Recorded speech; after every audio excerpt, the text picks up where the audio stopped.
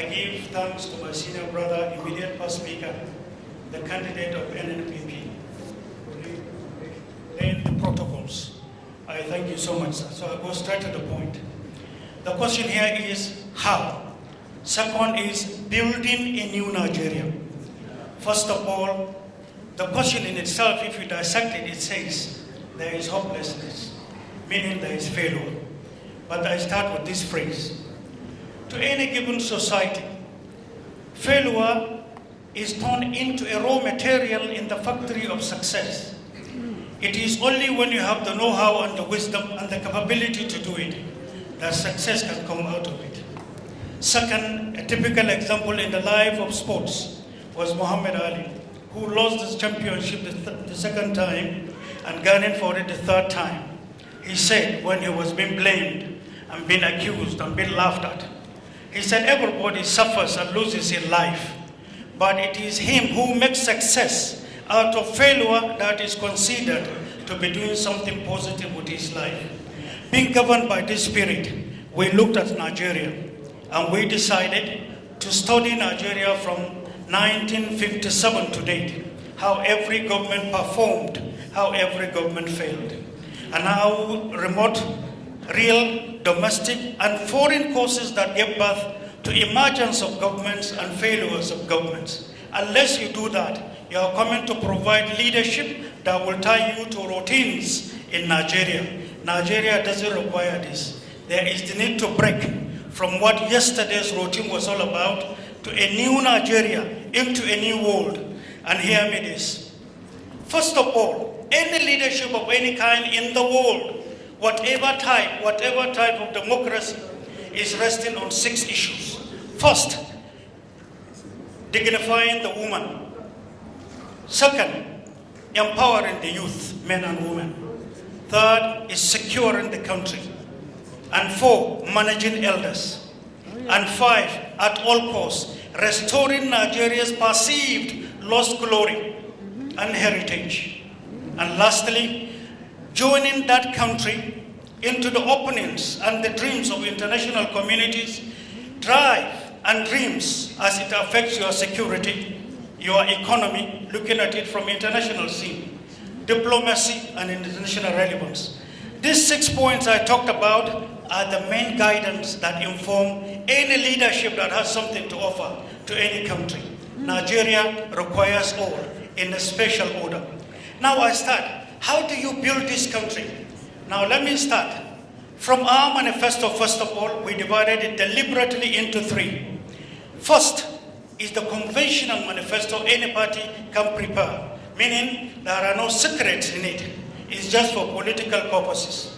The second is preliminary stages on how to rebuild Nigeria and reposition Nigeria to our greatness. Third is the strategic aspect of it, so that whether we are in power or not, and whosoever comes to power, after all, the business is that of Nigeria. Within the candidates, whosoever comes, we can hand over the third for him and say, for the sake of the welfare, well-being of our country and the younger ones, this will guide you through. So we divided into 3. 1 is for everybody. 2 is for and on behalf of Nigeria's internal common good. Now let's start. Security, first of all. An evaluation of Nigerian state has shown that Nigeria is in a hopeless state. To me, one of the fundamental mistakes was the idea of allowing ourselves to flow with the literature of those who initiated insurgency, who invested in it against Nigeria. They ask you to now go on conventional internal security management and you employ your military and police together. By so doing, 23 years from November 1st, 1999 to date, 23 years, they have stolen all you have. This country has, from the homework we have done of 5 years, 8 months, crisscrossing Nigeria into departments, into every single organ of government, into private sector, and a lot of countries around the world for us to understand where Nigerian state is. So we discovered there are a lot of games, and unless you understand it, and unless you know it, you will spend 1,000 years without making difference rather than adopting routine. We are not coming to provide leadership from routine point of view. We are realistic, we are down to earth, we will take painful decisions, we will take courageous decisions for the common good of Nigerians today and in future. So into our security, one of the major mistakes is mixing the police with the military. 23 years today, everybody is talking about hopelessness when it comes to physical security. You succeeded in demilitarizing the military, but you succeeded, on the other hand, in militarizing the police. So you are not comfortable with the two, meaning to say you allow time and poor management, poor leadership, poor direction, poor doctrine to allow them to have imbibed an idea that is totally contradictory to the demands of Nigeria. So to us, we have a surgery to do here. Painful as it is, a leadership that is not courageous to take tough decisions at the right time, timely, for and on behalf of people, is a leadership that should not be invested upon. It's a leadership that should not be trusted. We will, but we will be very scientific. The military will be pooled. There will be stages and phases of getting that done. It has happened to some countries before. So there will be new doctrine, new direction to our entire military. Our police will be revisited fully, from the increased crime rate, performance and capacity of police, to the funding, and to a new psychological reorientation to the challenges of the moment and that of the future in safeguarding and internalizing our democracy, getting it further deeper. On the other hand, your joint intelligence bureau of the country must be reviewed. Primarily, there is something called speedy intelligence flow in information management of a country. Once that is faulty, the country is blind. In Nigeria, we will get that reorganized. Central control, central coordination, speed using technology, so that this country can have an environment that everybody can describe as being safe to do business around the whole world. That aside, we realize also over time, crimes are happening outside our major roads, in between states, within states. But here we are with the military that is roadbound. Here we are with police that is roadbound.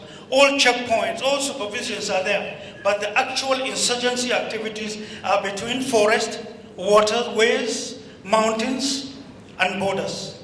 To us, you are there on the road. They bypass you, do the thing, and go back. Meaning, we are wasting time doing nothing, inflicting casualties and making Nigeria unsafe for trade, for education, for development.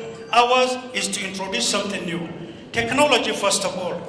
Already, not because we're in government, but we know what it costs to have satellites, types of satellites, management, segmentation, in monitoring and utilizing our borders. Today, the world has gone far. Technologically, we have a lot of equipment to get that done. And then, on the other hand, within the forest, we are creating a body that is less than military, but bigger than police, to man the forest, to man our waterways. After all the activities of insurgency, drawing lessons from Borno State, Boko Haram 1999 to date, shows that most of their movement within West Africa is using the River Niger and River Benue. They move arms, they move drugs, they move weapons, and they are terrorizing everybody every day. We are spending billions without no results. Casualties, widows in barracks, orphans all over, and no results. To me, it's a shameful thing to say. For 23 years, we have refused to understand the wave, or we have not gotten it right. On the other hand, we are flowing along with the literature of those who are investing in insurgency or insecurity in Nigeria. That aside, now coming into our waterways, our resources, oil, and the rest of it in our waters, we are going to create something less than Navy, but that will be in charge of our maritime. And when we get that done, what is in our waters will be secured. What is in the land will be secured. The military will rest and regroup, and then go back to its yesterday's glory of being the second best in the world in terms of capability, adaptability, versatility, and discipline. We will get that restored, and it requires short time, because a typical Nigerian by study has shown that he's a versatile person. He is a disciplined person. He is trusted.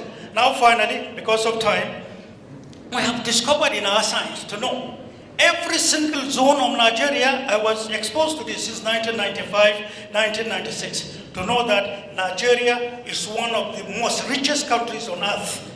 From the solid mineral resources alone, there is the deposit all over. After all, Boko Haram was informed because of precious stones in Borno.